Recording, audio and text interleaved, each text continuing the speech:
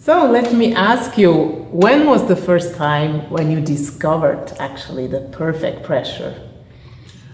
It was around 1997. I was playing a concerto in Brevard County. I can't remember exactly what orchestra, and I was presented with an inferior instrument, a piano that was kicking me out. My hands kept being thrown out of the keyboard, so I felt like I couldn't play any of the right notes. I just didn't think I could play it. And so I said, okay, enough of this. I've got to find a way to play every piano the same. A piano that kicks me, a piano that doesn't kick me, a heavy action, a light action, a bad sounding instrument, a good sounding instrument. Of course, that depends on what you call good, but nevertheless, a universal approach to the piano, and that's how I came up with it. I was playing the Prokofiev Third, and I tried it in a rehearsal. I said, okay, I'm not going to move. All the fingers are going to be on the keyboard at all times with equal pressure on every note. I don't know how I came up with that idea, except that somebody mentioned the word pressure once, and it just popped into my mind. Pressure. Okay, yeah, that should work. So it was just a total whim. It's very interesting because I read a lot about different piano methods. There's the French method, there's the famous Russian piano school. So with it's the quarter on the hand. Exactly. So they talk all about, the hand position and that the knuckle bridge is really, really very firm. Right. So I just was always interested in the word pressure. So I think a pressure and applied equally on the keyboard, I never heard about this. There are two kinds, the kind that you would go all the way to the key bed with, or you would go to this resistance point, like in Ondine, the opening. It's a good example, but a lot of impressionistic pieces could be examples. Jadot or several of the Debussy preludes, or etudes for that, like the chromatic one. You could use that one for an example of just kind of caving in your bridge, the bridge, right. And making sure that the nail is almost perpendicular to the key. That's the feeling. I'm demonstrating it now on my hand. If we had a piano, since this is sort of a quasi-interview, we don't have a piano. I think that's the other kind of pressure. So you have a pressure that goes to the key bed, and a pressure that goes to the hyperimpediment, which is what Mate used to call it, what is a resistance point, before the bed. It comes before the bed. I'm sure you know that. A lot of pianists talk about it. That's right. it. It's basically equal pressure on every note from the finger.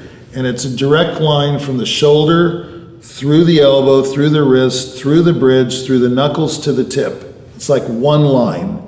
Let's talk about the seating, because to really feel what you just said, it requires high seating. Yes. So this is something very interesting because I used to sit very low. So did I. I was sitting low for about 3 years, and I came across the caved in bridge, and I think this concept I kept, but the seating somehow didn't really feel completely right. So when I sat high for the first time, that was really something very awkward, I could say, but it felt completely natural already after 3 days. Right. Well, what I use, as you know, are lifts. I don't play anymore, but when I did play, I put 4 lifts on each corner of the bench, whether it's a Beethoven stool or not.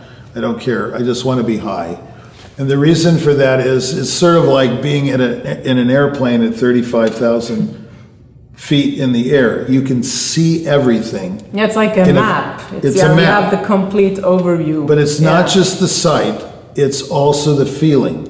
The hands and the fingers connected to, in other words, it's like a straight line like that instead of a broken line. Right. It comes like, from above. Even though you can't play like this, of course, you can play like that and have the same feeling of point A being connected to point B in the straightest possible way or the shortest distance. Right, and to come from point A to B, a very important factor is like the lateral movement. So how do you move from one point to the other. Yeah, that's a good point. That's a very important point. I would like to talk about that one. Well, there's no thumb under motion. Right, no preparation with the thumb. So what we usually know it's a typewriter. Right. I describe it to students as a typewriter carriage. You just simply move over. So if you're playing a C major scale, you go like this instead of this kind of stuff.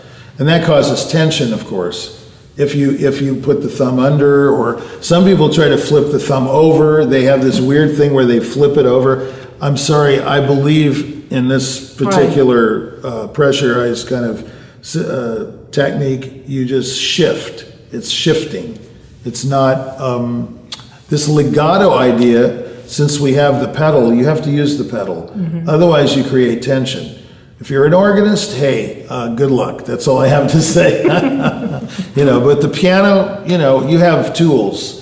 The organist, they have to play a real legato. Well, too bad. If you do it on the piano, it creates tension, tendonitis, a lot of stuff. Right.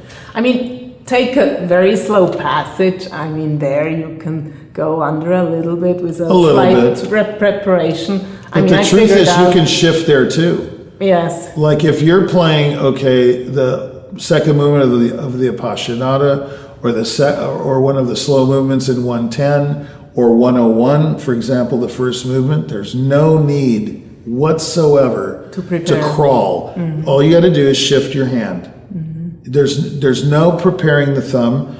That opening triplet kind of thing, it's in 6/8, I believe. It's all shifting with the pedal and perfect pressure.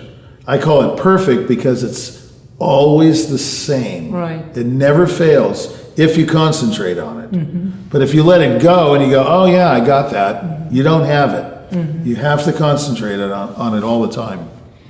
So I would like to talk about how to bring it across. I can tell from my own experience, it took me about a year to really feel it. And now I feel it throughout my whole body. I feel I have it. So the next step will be for myself to bring it across and to teach it to my students. And so that's actually something with the higher seating already, a lot has been done, because I remember from my own story, they always talked about the perfect arm weight, I mean, you read a lot about that. Weight transfer, yeah. Yeah, I heard teachers talking about the weight transfer, and there's actually nothing to transfer. Yeah, exactly. Yeah. There's no transfer because the weight through the high seating is already there. Well, even if you're sitting low, you're just basically pressurizing the keys. You're not transferring weight. The weight's there, your body. Exactly. All of this is the weight. But the best way to teach it, I think, in the beginning to a student, a beginner, is to play on their back. Just do the pressure like this on their back or on their hand. Mm-hmm. I remember my teachers used to show me things on my hand. The sensation of it would be first on my left hand or right hand.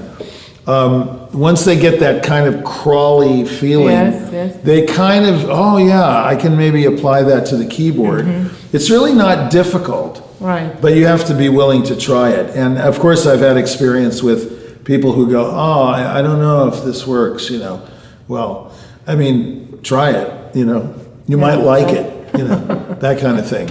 But I think you can teach it easily just by showing them on the hand or on their back the sensation of the pressure, and then say, okay, apply that to every note.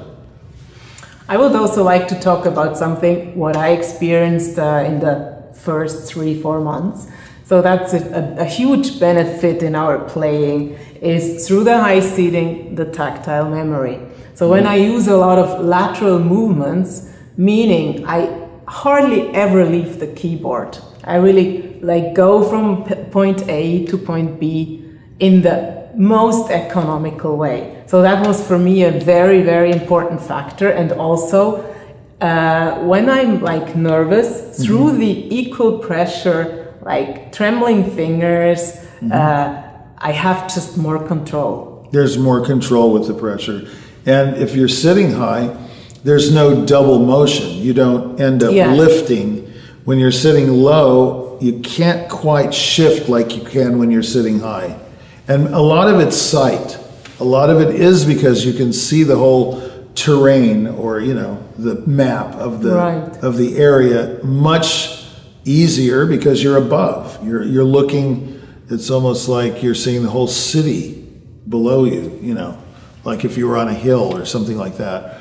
I think sitting low is pretty detrimental to your playing. I know a lot of people, Glenn Gould, and but you'll find that the sound, let's say in sitting low, ends up being fingery.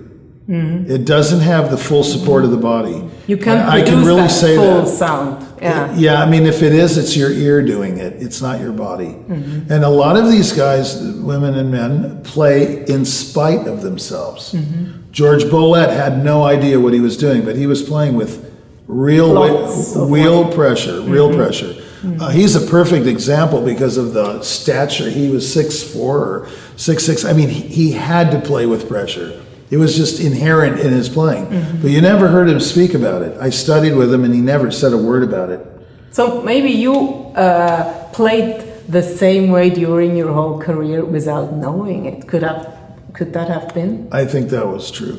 Yeah, because people would say to me, I don't know, what are all these breakthroughs? I mean, just play, And I think that's easy to say, but easier said than done. You have to find an approach to the piano. That's your technique. Not thirds, not octaves, not scales. Those are things that you need technique to do. But technique is an approach to the piano. How do you actually execute a passage? And I believe it's with this pressure technique. I think that they all dissolve into the pressure. All of those breakthroughs. How to hold your wrist, how to hold your arm, and this whole quarter thing with Rachmaninoff, all that stuff. That's interesting. It all comes into the pressure, in my opinion. I mean, we can go there into more detail because that's really very interesting. There are a few things, they are really very different using this approach. So this is like the finger staccato. I would never use the word finger staccato approaching this method. There is no wrist staccato because I never isolate any movement. And I wouldn't say even a forearm staccato is the right way to describe it because of the high seating, it's all connected. It comes from the shoulder, goes down absolutely through the arm and ending at the fingertip.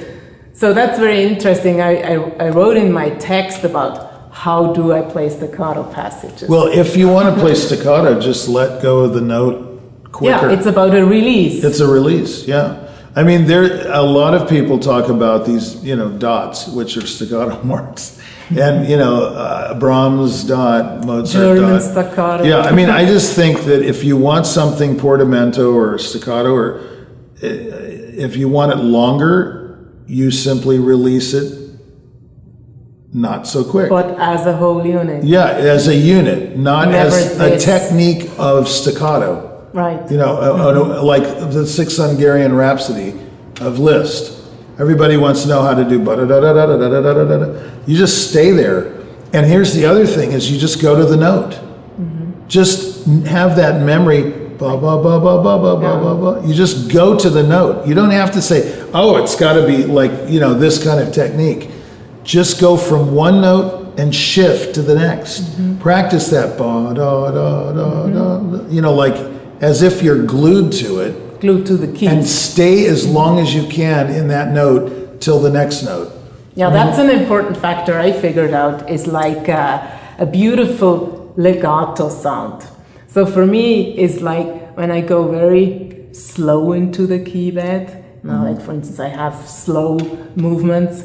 And I try to release the note in the very last moment. Yeah. And then add the pressure that produces this really beautiful full sound. Yeah, it's like the concept that Fleischer talked about. Leon Fleischer said, never play a note until you have to. Now, what he was referring to were note values. But you can apply that here. Like in practicing something like the Sixth Hungarian Rhapsody, don't go to the note till you have to. And in that way, it's a shift. It's not a hop. No jumping. No jumping, no wrist motion, no staccato, none of that stuff. It's the most economic, or let's say the Tchaikovsky octaves, in the first movement of the many passages in the Tchaikovsky concerto really baffle people because of the sound that you have to create. Speed is one thing, but speed and big sound is another thing. So you have the E flat octaves, and the cadenza in the middle of the first movement.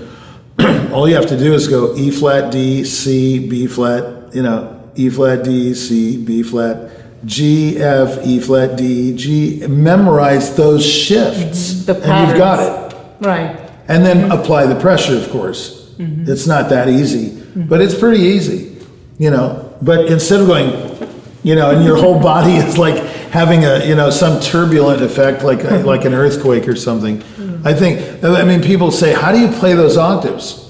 Well, the same way you play a C major scale, the same way you would play the etude in thirds. There's no other way to play. I mean, from my experience, I can say something about practicing methods, what I did with this approach. So if you have like a difficult double note, let's take the etude of Chopin with the thirds, which is very or difficult. The sixth. Or the sixth, which I personally think is a lot harder to play than octaves. It's very hard. So what I figured out with students is that you can start with one voice and then you add the second voice, or you play one voice, the higher one detached, and the lower one legato, and then you switch it. So you have a lot of possibilities of practicing methods. So basically, often I play a legato passage detached, non-legato, or I play a staccato passage as much legato as I can. So somehow with these methods, I figured out about the pressure, about the equal pressure on the pressure will inspire a person to find other things. Exactly. I mean, you're not going to just sit there and go pressure. You're going to find lots of other discoveries. I mean, unfortunately, my final encounter with the pressure was just my last two concerts, and that's it. I went into another area of the music business. I no longer play, so I didn't get that afterburn or after feeling of discovering many new things. All I have is the pressure. It's up to all of you others to go out there and make your own discoveries, and I think develop it. I think it will always be the pressure, though. I'm pretty convinced that that's the last stage of breakthrough. Yeah, but you'll have other mini breakthroughs. Yeah, I was talking about a crowning method. It's like you need a good independence in your fingers. You need all of this, otherwise you can't apply it. No. It's actually like that you will figure out some weaknesses. And so I also put in some good exercises how you can still develop your independence and then, of course, apply the equal pressure. Yeah. So I think that's also something very important. It doesn't replace another piano method. No. It's not at all. It's an add-on. It's exactly. Yeah. Exactly. I mean, it's like someone saying, okay, give me your career, take this, Mr. Manager, and make me a career. That's not really how management and artists work. The artist has to be proactive. He has to be an active participant in his marketing. He can't just hand it to somebody and say, produce this career for me, unless you have like millions of dollars. It's the same way with piano, with practicing the piano. You can't throw away anything because it's already a part of your technique. So it's an add-on, and it's a developmental part of your technique. It's not a technique, it's just another thing. Exactly. Yeah. So you have to think of it as building blocks, like one thing on top of another, like this building has, layers, the technique has layers. It's very simple. But I really have to say this is it's the best thing I could come up with, that's for sure. Let's talk about educating a child, for instance. I'm very interested.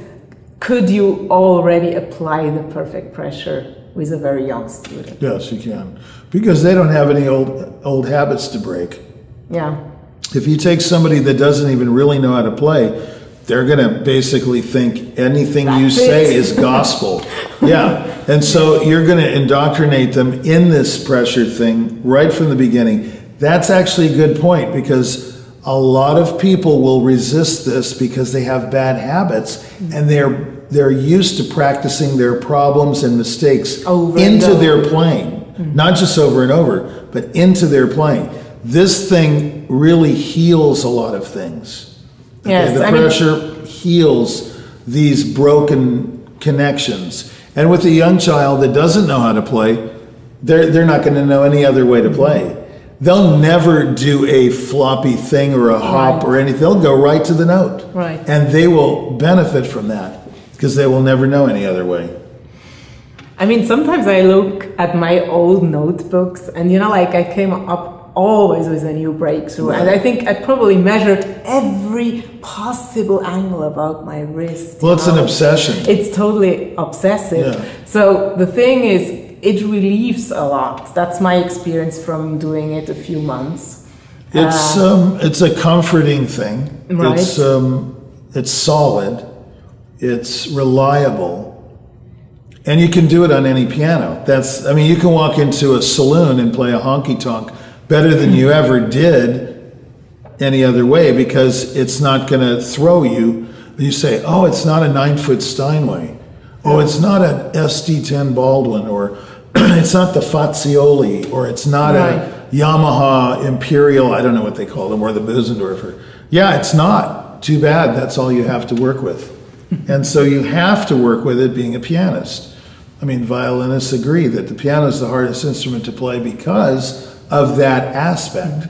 That brings me to this topic of often in life there is a certain amount of suffering until you get a good method. Mm-hmm. So when I think about my own story, having 2 accidents and surgery on my left hand, always having problem to really feel my arm weight. I mean, everybody talked about always this arm weight, and I know there is something not completely free here. Mm-hmm. So I think I would have never come up with that method, or maybe even not having met you, like it's in life often like that you have to go through a lot until you come to the hidden gold. For me, it's really something like a hidden gold there. I like the phrase that Hopkins used to use, and this does not refer to you or anyone, I'm going to tell you why. When the student is ready, the guru will appear, right? For me, the guru was the pressure. You see. But what I say is like you had like this like this very bad piano in that concert hall, and just mentioning that we pianists suffer so much from bad pianos. A violinist can take his own instrument and we always have to adapt, and so it was a factor of suffering in there. It is. What created maybe that breakthrough. But see, when you're ready for it, it will appear. Right. That's what I think. I think the reason it happened to me is not because I'm some great thinker. It's because I was ready for something new. I had knocked my brains against the wall, and this is it. That's all I could come up with. And all of a sudden, in this very, very modest concert hall in Brevard County in the middle of nowhere, playing with this kind of sea orchestra, not a bad orchestra, but it wasn't, the New York Philharmonic. Very humble setting, I discovered this thing. Mm-hmm. I mean, it's almost like an unbelievable thing, because you think there should be trumpets sounding, when you make a breakthrough like that. And it was a great thing. But it takes all that evolution before that to come to it. For me, it was this experience, now I got it. And that's the point where I also felt this I want to bring out, because I do believe that a lot of students can benefit from it. There are a lot of students I know, they have severe tendinitis, they have even when it's not that bad, they have a lot of muscular pain, and also their back hurts a lot because we sit at this piano for hours. Yeah, well, not to mention, the body wasn't made for piano playing, that's for sure. You're not supposed to just sit there all your life. And this does help.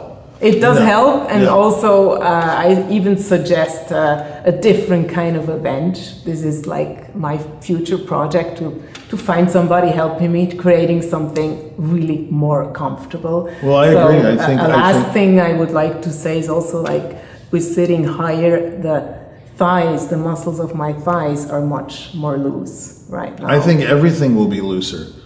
I mean, Abby Simon used to play with a tilted bench. I didn't know that. Yeah, he had to lean into the piano, and I believe in that because sitting Yeah, it's high, like you this. lean into the piano. So I think it's a very good approach. Yeah. Hey, Great. thanks a lot. You're welcome.